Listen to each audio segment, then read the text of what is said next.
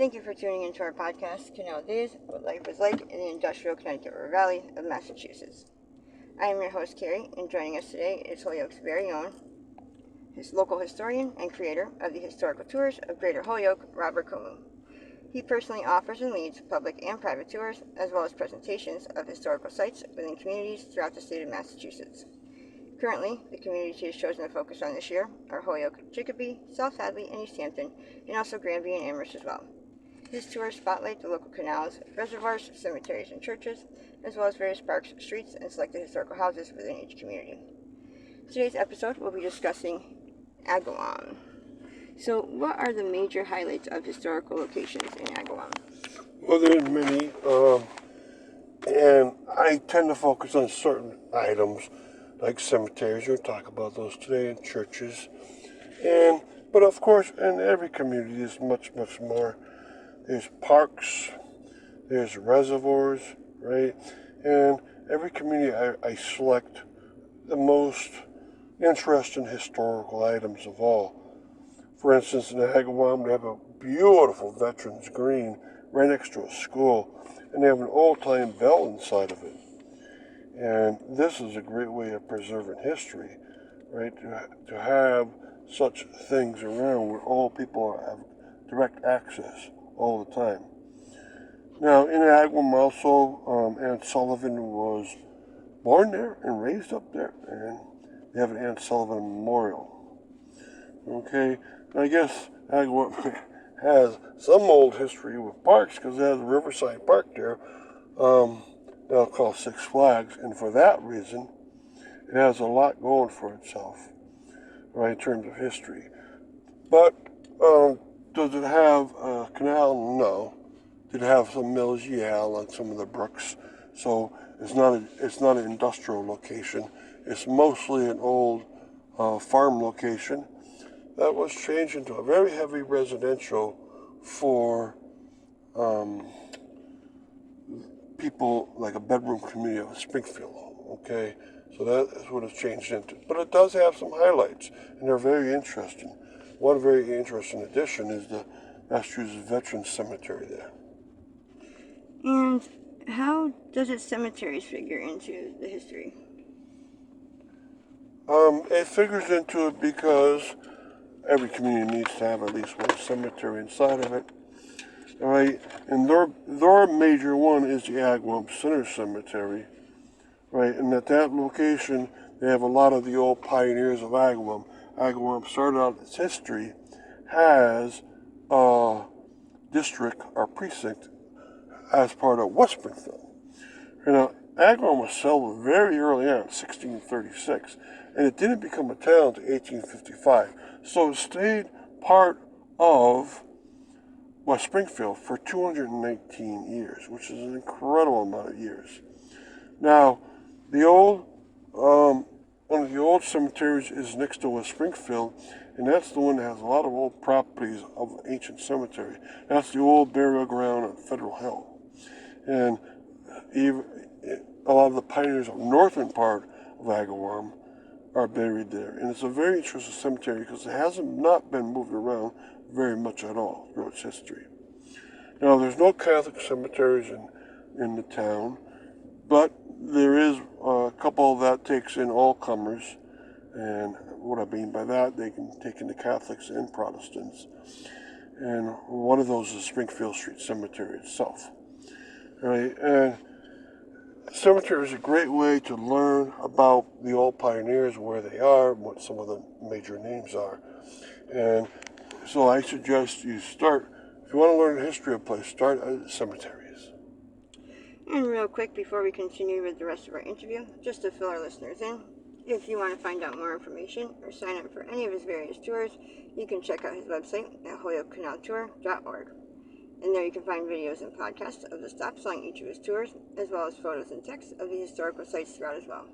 And for private tours and other inquiries, you can email him directly at bobcat4214, And his tours make for fun, educational, outdoor activities for families and group parties. So getting back to our interview, how does the churches figure into the history? Every community in Massachusetts needs to have a meeting house before it could declare itself a town and have Massachusetts agree. And that meeting house is also the church, usually the Congregational Church. All right, and so thus Agawam had one of those early on. The Agawam Congregational Church is from 1800. But through the years, of course, they're going to develop many more churches as other denominations come in. Usually the Congregationalists are followed by the Baptists, and Agawam has an Agawam First Baptist Church in this community. All right, and then you get the Methodists and Feeding Hills Methodist Church, right? And since Feeding Hills is a village within a community, villages are very rare around Hampshire County or any county in Massachusetts. And this is one of the few communities that does have a village within it. So Feeding Hills is towards the west and Agawam towards the east. All right, and then the Catholics start to come in, and they start up a couple of churches, and they're still very active. St. John the Evangelist Church and the Sacred Heart Church. And does Agawam preserve its history well? It preserves its history fairly well. I told you about that Veterans Green, which is extremely nice. But other places, they also preserve very well. A lot of the churches are very nice looking. Not all, but a lot of them are very nice looking. So they might have a nice spirit. I know that Agawam is very strong on its veterans, so it had that Veteran Green, but it also has the Massachusetts Veterans Cemetery. And that cemetery is very popular. It's filling up fast. Even though it's only about 20 years old, it's already filling up quite a bit. And so, yes, Agawam puts a lot of effort into it. But of course, all these communities can do a little better. One improvement is that the cemeteries in Agawam, especially a couple of them, have a lot of the stones placed along the wrong axis, and even in the same cemetery, in the same section of the cemetery, they'll have stones along the east-west axis and stones right next to it along the north-south axis. And this is quite incredible because you're supposed to have in the old section only along the east-west axis. And so someone was placing them in there.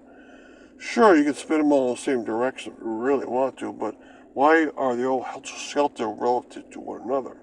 And that type of arrangement also holds true for the old Feeding Hill Cemetery, where stones on one side are pointing towards the south, and then on the other side, the slightly older side, they're pointing towards the east. And yet they're all very old stones. So why did that happen? And in general, maybe they can fix up a few more of these cemeteries. One cemetery of the very old varieties that's very nice is the old burial ground of Federal Hill, which has a lot of its old footstones still. So, yeah, Agawam is fairly new by most standards, 1855.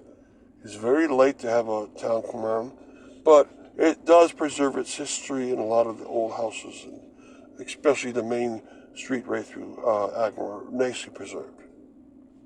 And thank you, Robert, for educating us on your tours and historical topics of your expertise. And we want to thank our listeners for tuning in. And you can check out a large selection of other podcasts on his website, as well as on SoundCloud.com. And be sure to stay up to date with new podcasts and videos posted daily. Thank you for joining us. Thank you for tuning into our podcast, Canal Days, What Life Was Like in the Industrial Connecticut River Valley of Massachusetts. I am your host, Carrie, and joining us today is Holyoke's very own local historian and creator of the historical tours of Greater Holyoke, Robert Como. He personally offers and leads public and private tours, as well as presentations of historical sites within communities throughout the state of Massachusetts. Currently, the communities he has chosen to focus on this year are Holyoke, Chicopee, South Hadley, and East Hampton, and also Granby and Amherst as well. His tours spotlight the local canals, reservoirs, cemeteries, and churches, as well as various parks, streets, and selected historical houses within each community. In today's episode, we'll be discussing the burial grounds of Agawams throughout its history. So tell us about the burial sites around Agawam, Massachusetts. There are several, and they range from the very old to the very modern. from very small to very large. And they all have their personalities, of course, and we'll talk about them. And we're also going to talk about what about other religions? Because Agawam doesn't have any Jewish nor Catholic cemeteries. And we'll talk about the arrangement of the old stones. They seem to be very peculiar arranged, not typical of most communities. And we'll talk about that very modern one I told you about. But there are several burial sites around, and I'll tell you what they are. The Agawam Center Cemetery is basically a town burial ground. Dates very old, to the 1700s. And it also has an extremely modern section that's very large towards its back. Alright, it's easy to find right on Main Street next to the fire station. Now, there used to be another cemetery called the Fair Family Cemetery that used to be near the Fair Farm, Ferre. And that was taken and put into the Agawam Center Cemetery. It's easy to find 4 burials right in a row, Fair Family. Now, the next one is the Maple Grove. And the Maple Grove Cemetery is kind of like a neighborhood cemetery, these neighborhood cemeteries became popular early 1800s. And its stones also are in peculiar directions. They try to face them towards the road as a beautification movement around the United States from 1800 to 1880s, 1900. And this one was subject to that too, and so that's why they're on haphazard directions. All right. Now, my favorite is the Federal Hill Burial Ground, which is actually the oldest burial ground in Agawam from 1736. All right. Now, that predates Agawam by a lot, but it's not the first place that people from Agawam would have been buried, because Agawam was settled very early on as people moved out of Springfield over to the western side of the Connecticut River, and those early burials would have gone to the old burial ground in Springfield. All right, now, the old Feeding Hill burial ground from 1750 serves the community that formed its own village out there with its own congregational church and meeting house. Another cute cemetery is the Smith Family Cemetery from 1814. That one's hard to find. It's along South Westfield Street, but it's well worth the effort. And then there's the Springfield Street Cemetery. And why are so many people from Agawam buried in other communities? Because there's no Catholic cemeteries within Agawam nor Jewish cemeteries, then a lot of people from Agawam of those denominations or religions have to be buried elsewhere. And the only non-denominational cemetery in Springfield is the Springfield Street Cemetery. So they're starting to get some Catholics there. But in general, Agawam Jewish people will be buried in one of the 4 Jewish cemeteries in West Springfield, typically. Or they're buried in one of the 3 burial grounds in Springfield for Jewish people. And the Catholics would probably be buried, most likely very old ones, in the St. Benedict Cemetery in Springfield, or after by 1870 in the St. Michael's Cemetery, or Gate of Heaven Cemetery in Springfield. These are most typical cases. But of course, other communities are quite possible also. And really quick before we continue with the rest of our interview, just to fill our listeners in, if you want to find out more information or sign up for any of his various tours, you can check out his website at holyokecanaltour.org. And there you can find videos and podcasts of the stops on each of his tours, as well as photos and texts of the historical sites throughout as well. And for private tours and other inquiries, you can email him directly at bobcat4214B@yahoo.com.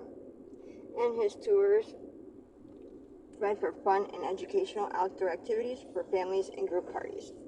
So, getting back to our interview, tell us about the oldest burials in Agawam.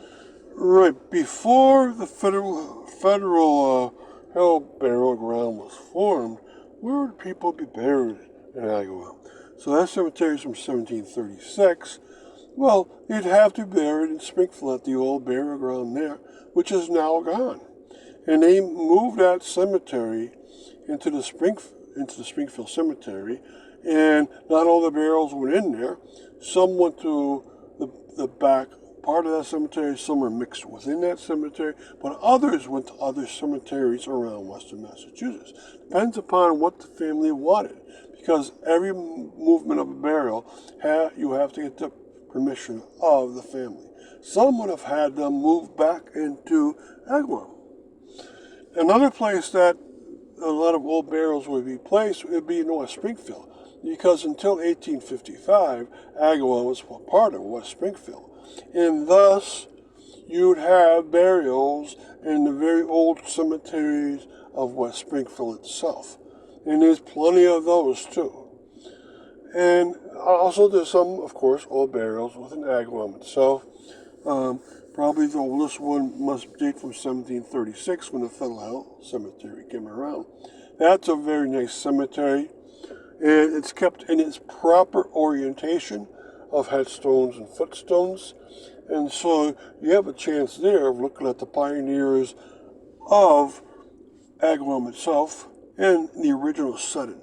Now, a lot of the other cemeteries in Agawam have been changed around drastically.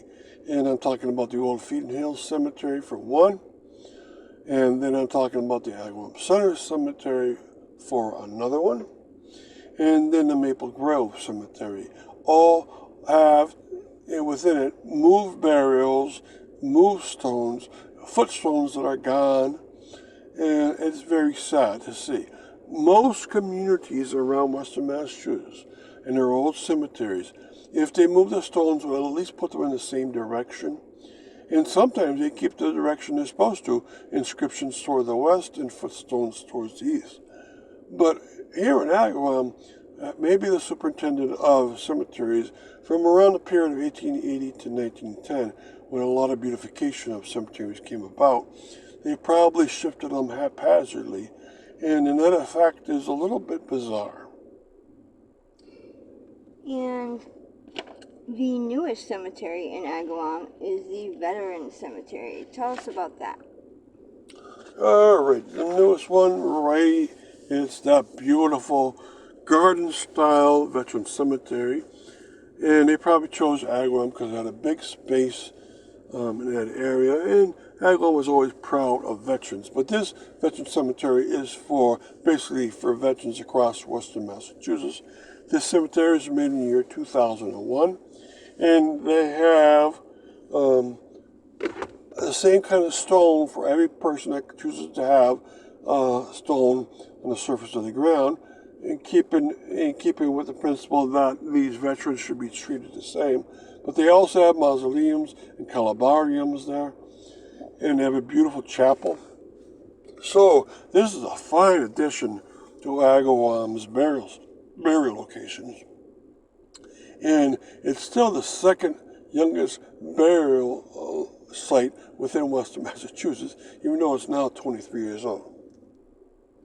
And thank you, Robert, for educating us on your tours and historical topics of your expertise. And we want to thank our listeners for tuning in as well.